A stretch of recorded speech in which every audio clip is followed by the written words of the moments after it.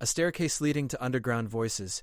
The rancher found it after digging a well. The shovel hit something solid, and Frank Carter knew it wasn't rock. He'd been digging for 3 days straight, desperate for water as his cattle died one by one under the merciless Arizona sun. His ranch was failing, his wife had left him 6 months ago, and now this well was his last chance. But the sound that came up from below wasn't water. It was voices. Frank dropped to his knees and pressed his ear against the dry earth. Clear as day, he heard them. Men talking. No, not talking. Arguing. The words were muffled, but urgent. Angry. He grabbed his shovel and dug faster, throwing dirt over his shoulder like a madman. The sun was setting, painting the desert red, but he couldn't stop now. When the shovel finally broke through, Frank stumbled backward. A hole the size of a wagon wheel opened up, and cold air rushed out like breath from a tomb. He lit his lantern and lowered it down. The light revealed stone steps, carved smooth and descending into darkness. The voices stopped immediately. Frank's hands shook as he tied rope around his waist and secured it to his truck. He wasn't a brave man. Never had been. But curiosity mixed with desperation made men do foolish things. He lowered himself into the hole, boots finding the first step, then the second.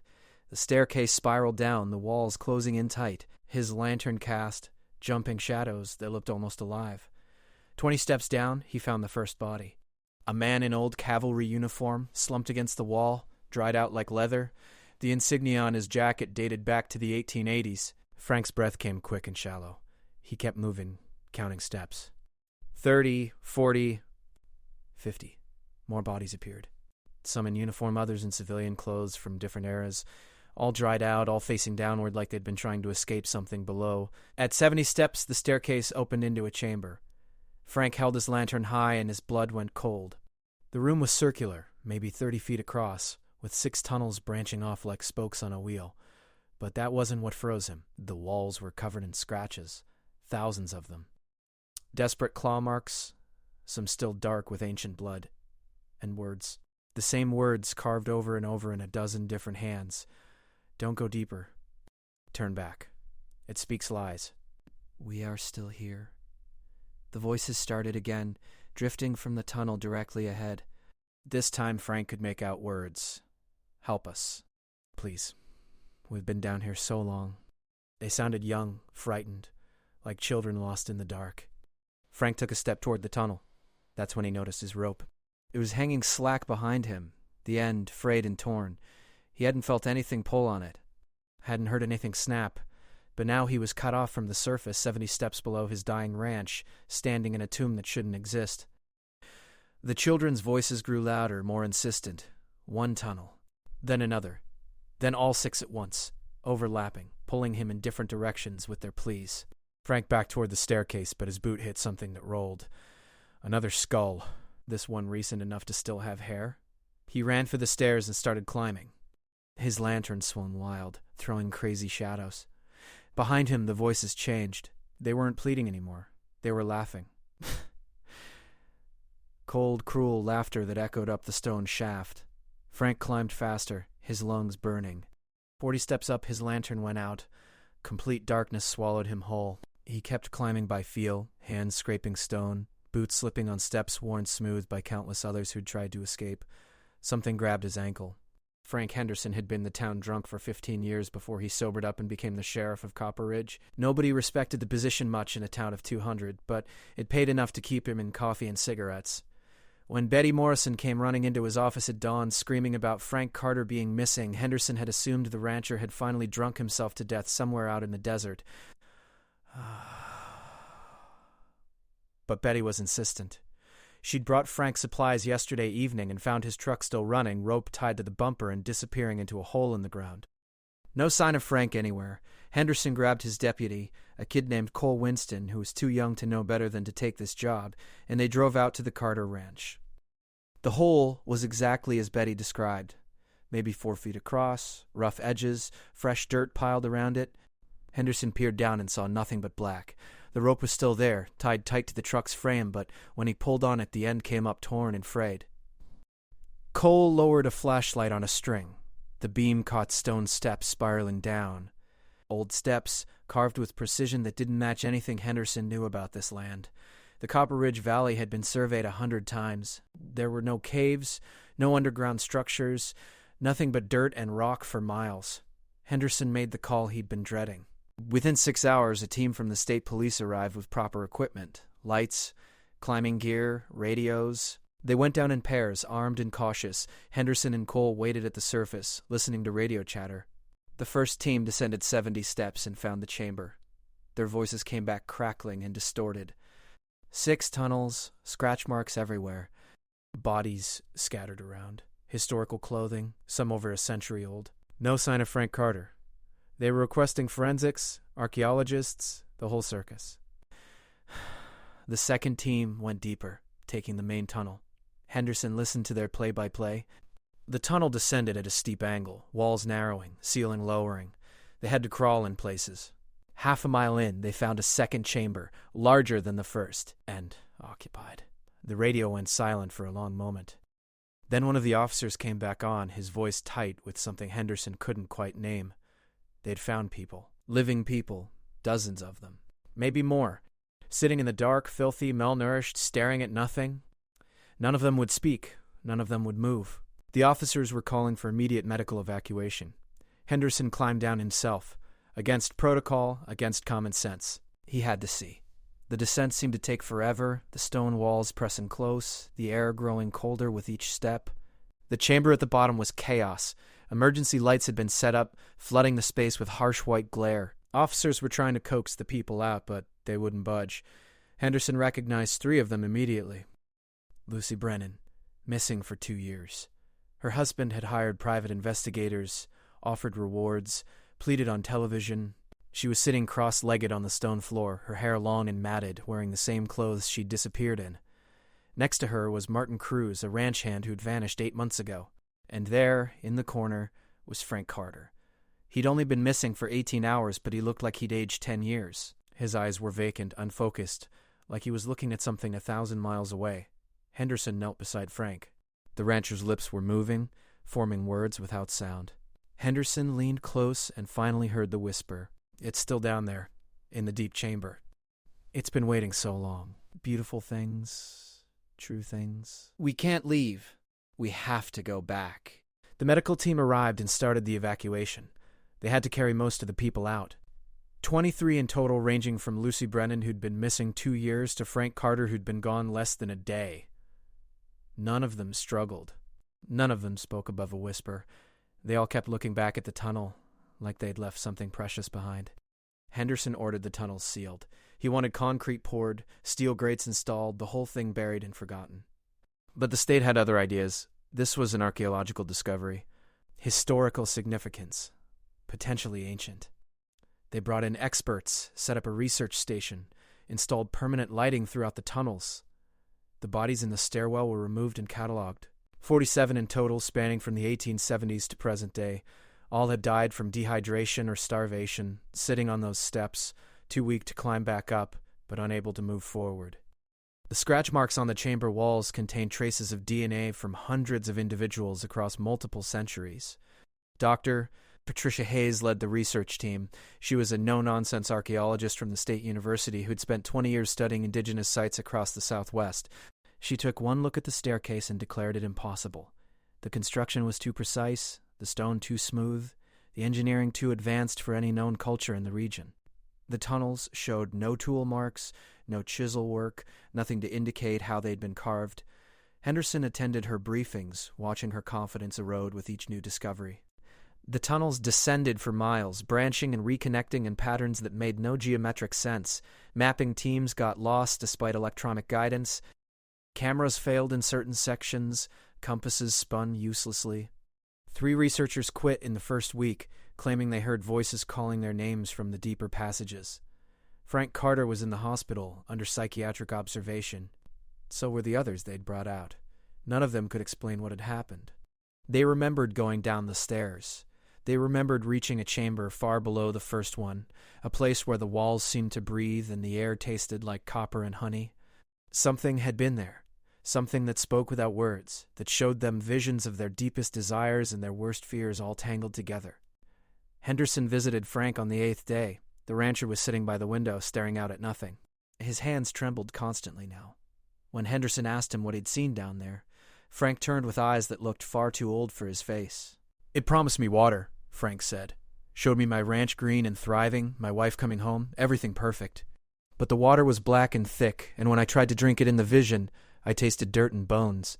It wasn't water at all. It was everyone who'd ever gone down there, melted together, waiting for more. Henderson's blood went cold. Then what did you do? I ran, Frank whispered. We all did. But it let us run. It wanted us to come back up and tell others. It wants more people to find it. That's why it lets some of us go. The next morning, Henderson drove back to the Carter Ranch. Dr. Hayes' team had the site locked down.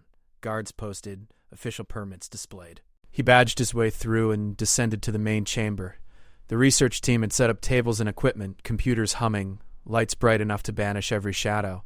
Dr. Hayes was studying the wall markings when Henderson arrived. She looked exhausted, dark circles under her eyes. They'd sent drones down the tunnels now, she said without greeting. The deepest passage descends for 3.7 miles at a 45-degree angle. At the bottom, there's a chamber. Massive. Our best estimate puts it at over 200 feet high and 300 feet across. Carved from solid bedrock. What's in it? Henderson asked, though part of him didn't want to know. Hayes pulled up video on her laptop. The drone footage showed a vast space lit by the drone's lights. The walls were covered in more scratch marks, more desperate messages. The floor was scattered with debris. Clothing, bags, tools, all discarded and abandoned. In the center of the chamber stood something that made Henderson's mind struggle to process what he was seeing. It looked like a well, but instead of going down, it went up.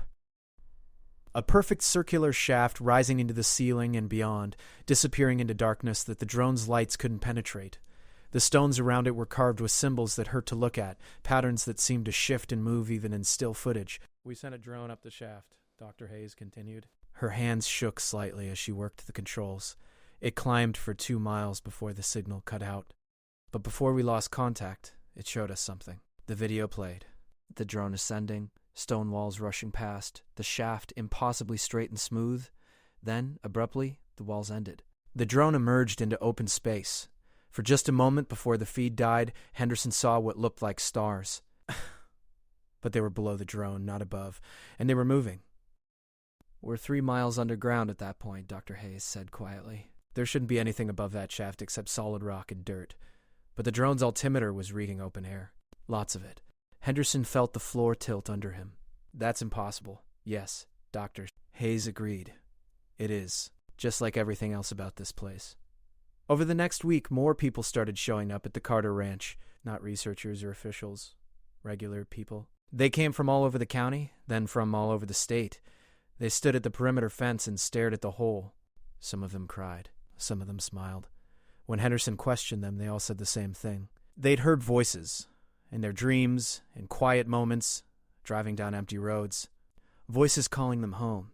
The 23 people they'd rescued from the tunnels started disappearing from the hospitals. Lucy Brennan walked out of her room in the middle of the night, barefoot and in a hospital gown, and was found the next morning at the fence line of the Carter Ranch. Security tried to stop her, but she fought like a wild animal, screaming that she needed to go back, that it was waiting for her, that she'd made a promise. Frank Carter vanished from psychiatric hold on day 12. His room was locked from the inside. Window secured, no way out. But he was gone. They found him 6 hours later back in the main chamber, sitting exactly where they'd first found him, whispering to the walls. This time he wasn't alone. Martin Cruz was there. So was Lucy Brennan. And 17 others from the group they'd rescued. They'd all somehow made it past security, past locks and guards and barriers, drawn back down into the dark like moths to flame. Dr. Hayes wanted to bring them out again. Henderson refused. He'd seen their eyes. Whatever they'd found down there, whatever had touched them, they weren't the same people anymore. They were something else. Something in between. The research team set up cameras to monitor them. For 3 days, the 23 sat in the chamber, not eating, barely moving. Then, together, as if responding to a signal no one else could hear, they stood and walked into the deepest tunnel. The cameras followed them down, down, down to the massive chamber with the inverted well. One by one, they climbed into the shaft. Not down. Up. They climbed up into the impossible darkness, hands and feet finding holds in the smooth stone, ascending toward whatever was waiting at the top. The cameras watched until they disappeared from view, swallowed by the black. Henderson ordered the tunnels sealed that night. He didn't care about research or archaeological significance or any of it. Something was wrong with this place. wrong in a way that made his skin crawl and his mind ache. Dr. Hayes protested, threatened legal action, called in favors from state officials. It didn't matter. Henderson had the backing of the county, and the county had had enough. They brought in construction crews and started filling the staircase with concrete. It took 2 full days of continuous pouring to fill just the first 70 steps. The tunnel seemed to drink the concrete, requiring more and more like it was bottomless. On the 3rd day, the voices started. Everyone on site heard them. Not from the sealed entrance, but from the ground itself. Whispers rising through the earth, calling names, making promises. 3 construction workers quit immediately. 2 more had to be restrained when they tried to dig through the fresh concrete with their bare hands. Henderson pulled everyone back and brought in the National Guard. The military sealed the site completely. Razor wire, armed patrols, the works. They poured more concrete, tons of it, then buried the whole area under 20 feet of dirt. They put up signs warning of contaminated soil, toxic waste, anything to keep people away. Official records listed the Carter Ranch as condemned and the land as uninhabitable. But Henderson knew the truth. You couldn't seal something like that. Not really. It had been there for centuries, maybe longer, waiting under the Arizona desert, waiting for someone to dig deep enough, to need something badly enough, to open a door that should have stayed closed. He drove past the site sometimes late at night when he couldn't sleep. The land looked peaceful in the moonlight, just empty desert and fresh dirt. But if he turned off his engine and rolled down his window, he could hear them, faint and far away, but unmistakable. Voices rising from below, calling out, promising everything and nothing, waiting for the next person desperate enough to dig. Frank Carter's truck still sat in the impound lot. Henderson had gone through it a dozen times, looking for anything that might explain what had happened. In the glove box, he'd found a journal. The entries dated back 6 months, right after Frank's wife had left.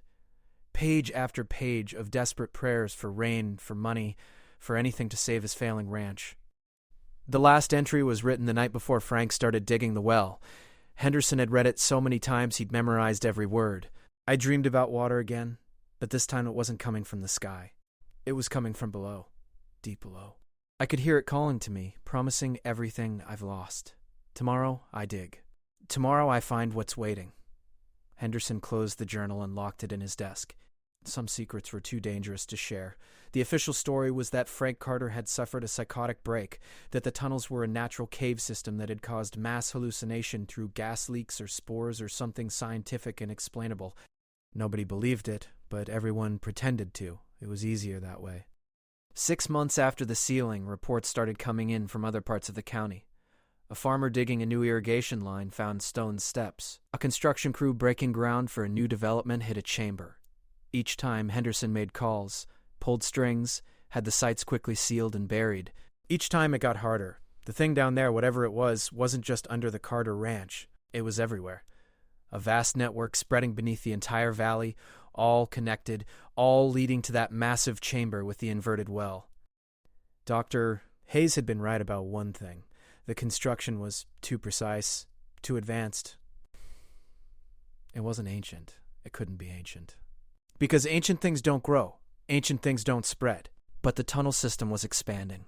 Henderson had compared maps from the different discovery sites. The passages were reaching out, branching, connecting. Slowly but surely, year by year, they were spreading like roots through the earth. Cole Winston found the old records in the county archives. Deaths and disappearances going back to the 1800s, when the first settlers arrived in Copper Ridge. Ranchers who'd dug wells and never came back up. Prospectors who'd gone into the hills looking for silver and simply vanished.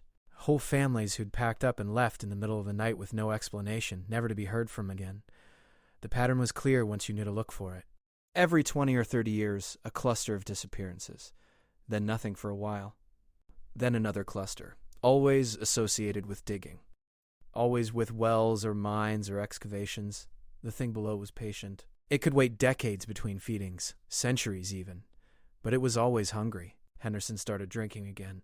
Not much, just enough to quiet the voices he heard in his head now. The real voices, he told himself, not the ones from below. But sometimes he wasn't sure. Sometimes late at night he'd hear them calling his name, promising him answers. Promising him peace. Promising him a purpose beyond being a washed-up sheriff in a dying town. He started keeping his service weapon loaded. The first suicide came 3 months later. Betty Morrison, who'd found Frank Carter's truck that first morning, hung herself in her barn.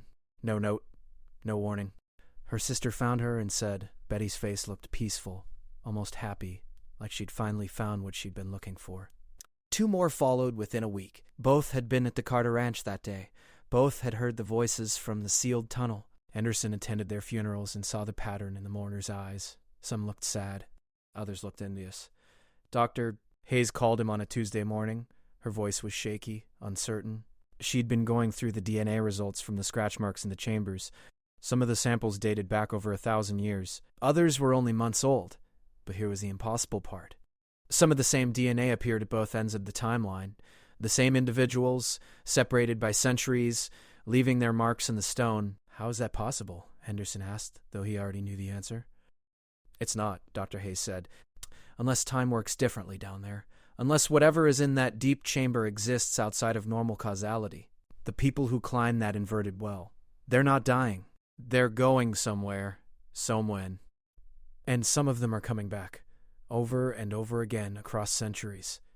Henderson hung up and pulled the bottle from his drawer. His hands shook as he poured. He'd been a drunk before, lost in his own failures and regrets. Now he was lost in something bigger, something that made his personal demons seem quaint and manageable. Cole walked in and found him like that, glass halfway to his lips. The young deputy looked tired, older than his 24 years. He'd been having the dreams too. They all had.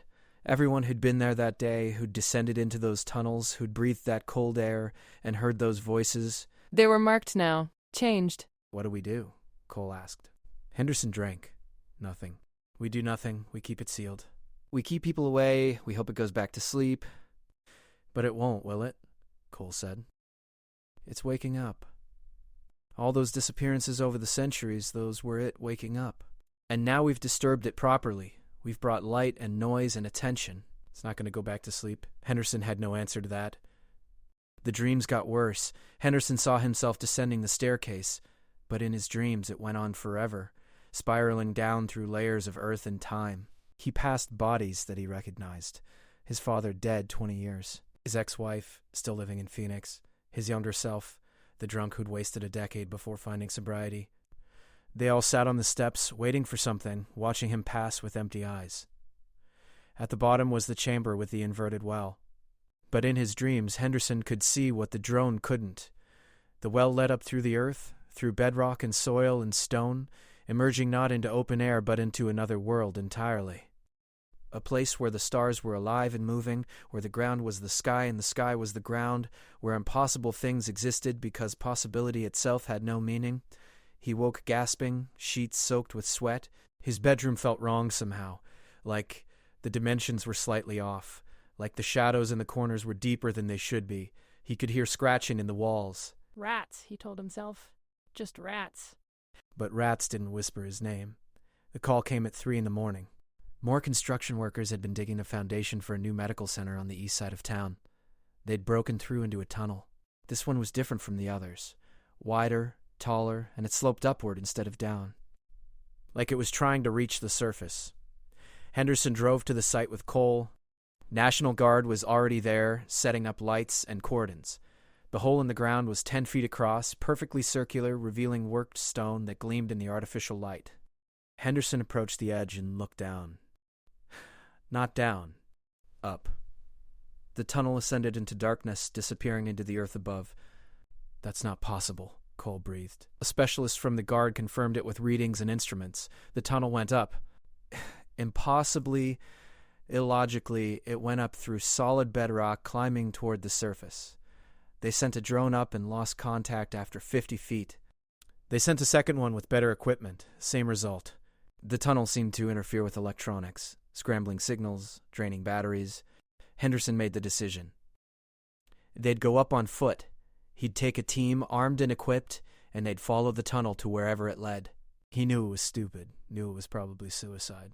But he also knew that if they didn't find out what was at the top, they'd never stop the spread, never stop the voices, never stop the disappearances. Cole volunteered immediately. So did 3 Guards members. They geared up with climbing equipment, weapons, lights, and radios. Henderson gave orders to seal the entrance behind them if they weren't back in 6 hours. Nobody argued. Everyone understood what that meant. They started up the tunnel. The stone under their boots was smooth but provided grip, like it wanted them to climb. The walls were covered in the same scratch marks they'd seen below, the same desperate messages. But these were older.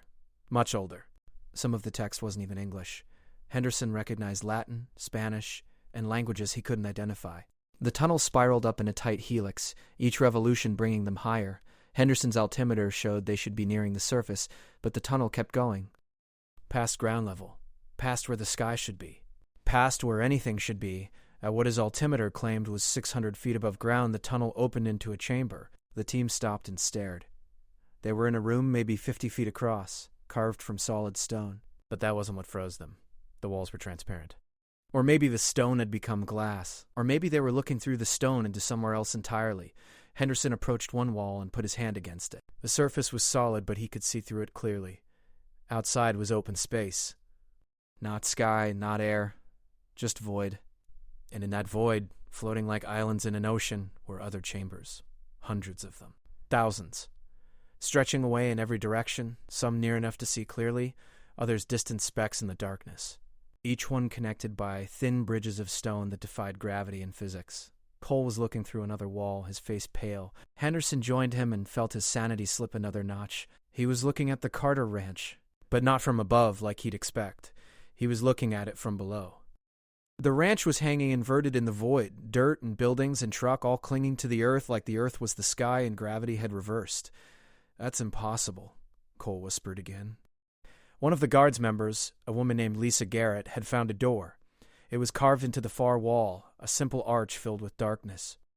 She approached it carefully, weapon raised. Henderson called for her to wait, but she was already stepping through. The team followed. The door led to a bridge, one of those impossible stone spans connecting chambers across the void. The bridge was maybe 3 feet wide with no railings, stretching 50 yards to the next chamber. Henderson looked down and saw more chambers below, hanging at impossible angles, connected by more bridges in a network that hurt his mind to comprehend. They crossed carefully, nobody looking down, moving in single file. The bridge was solid under their boots, but felt wrong somehow, like it existed in more than 3 dimensions, like stepping on it was stepping through it at the same time. The next chamber held bodies, recent ones. Henderson recognized 2 of them. Construction workers who'd disappeared last month while digging a septic system. They were sitting against the wall, alive but unresponsive, staring at nothing with smiles on their faces. Lisa checked them for vitals, hearts beating, breathing, but completely gone mentally. She shook them, shouted at them, got no response. Their eyes tracked something invisible, following movement that wasn't there. Henderson's radio crackled. The voice that came through wasn't from his team. It was Frank Carter, but not the broken man from the hospital. This voice was clear, confident, almost joyful. "You made it up." "I knew you would. We're all up here, Sheriff. Everyone who was lost. Everyone who found their way. Come deeper. Come see what we've seen." "Where are you?" Henderson demanded. "Everywhere," Frank replied. "Nowhere. We're between, Sheriff. Between up and down. Between then and now. Between real and not. It's beautiful here. You'll understand when you let go." The radio died. Henderson tried raising the surface team, but got only static. They were cut off now, isolated in this impossible place. He made a decision. They'd go forward. Find Frank and the others. Find the center of this thing, then figure out how to destroy it. They moved through more chambers, crossed more bridges. Each room held new horrors. People from different eras, all in the same state of blissful catatonia. Artifacts scattered around. Weapons, tools, clothing, spanning centuries. Some chambers held skeletons arranged in careful patterns, bones forming symbols that Henderson's mind refused to process. Cole found a chamber full of journals, thousands of them, stacked floor to ceiling. He opened one at random and read aloud. The handwriting was neat, precise. Day 47. I understand now what the voice meant about sacrifice. It's not our bodies it wants. It's our certainty, our fixed belief in how things work. Every day I spend here, I'm more convinced that everything we knew was wrong. Up isn't up. Down isn't down. Time doesn't flow. It pools, and in the deepest pools, things collect.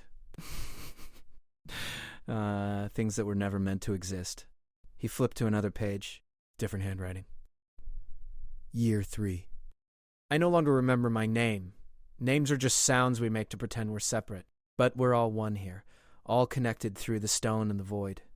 The voice speaks to all of us at once, and we speak back as one. Soon I'll be ready to climb. Soon I'll reach the top and understand the final truth. Henderson grabbed the journal and threw it into the void.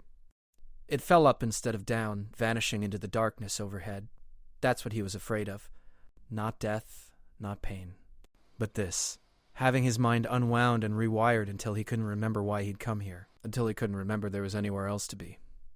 They found Frank Carter in the 19th chamber. He was standing on a bridge, perfectly balanced, arms outstretched like he was conducting an invisible orchestra. His eyes were open, but he wasn't seeing them. He was seeing something beyond, something in the void between chambers. "Sheriff Henderson," Frank said without looking at him, "you brought others." "Good. The more who understand, the faster we can spread. The faster we can free everyone from the tyranny of certainty." "What happened to you, Frank?" "I woke up," Frank replied simply. "I saw what this place really is. It's not a trap. It's a doorway, not to somewhere else. To everywhere else. All the places that exist beside our world, overlapping with it, intersecting at points we call impossible. This tunnel system is just where the intersection is thin enough to pass through." "You're insane," Cole said. Frank smiled. "Sanity is just agreement. When everyone agrees on which way is up, they call it sanity. But what happens when you find a place where agreement doesn't matter, where every direction is equally valid? That's not insanity, that's liberation." Henderson raised his weapon. "We're taking you back. All of you, whether you want to come or not." Frank finally looked at him. His eyes were wrong. The pupils weren't round anymore. They were elongated, vertical, like a goat's. "You can try," he said, "but you'll never make it back. The tunnels respond to belief, Sheriff. If you believe there's a way up, you'll keep going up forever. If you believe there's a way down, you'll spiral down into earth that never ends. The only way out is to stop believing in out." Henderson pulled the trigger. The bullet caught Frank in the chest, spinning him around. He fell backward off the bridge and into the void, but he didn't fall. He hung there, suspended in nothing, bleeding slowly, still smiling. Then he began to rise. Not float, rise. Like he was falling up. Lisa and the other guards members were backing away, weapons raised but hands shaking. Cole had dropped to his knees, staring into the void, his face slack. Henderson grabbed him and pulled him to his feet. They had to move. Had to keep moving or they'd end up like the others. They ran. From chamber to chamber, across bridge after bridge, trying to find a way down. But Frank had been right. The tunnels responded to their desperation. The more they wanted to escape, the more the path twisted and curved, leading them deeper into the network. Henderson lost track of time. Minutes or hours or days passed.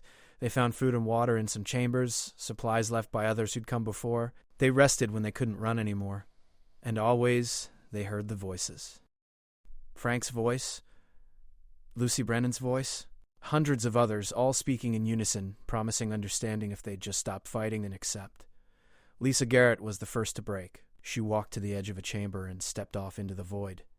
Not falling, stepping, like there was solid ground beneath her feet. Henderson lunged for her, but she was already gone, walking away across nothing, heading toward a distant chamber where shapes moved in the darkness.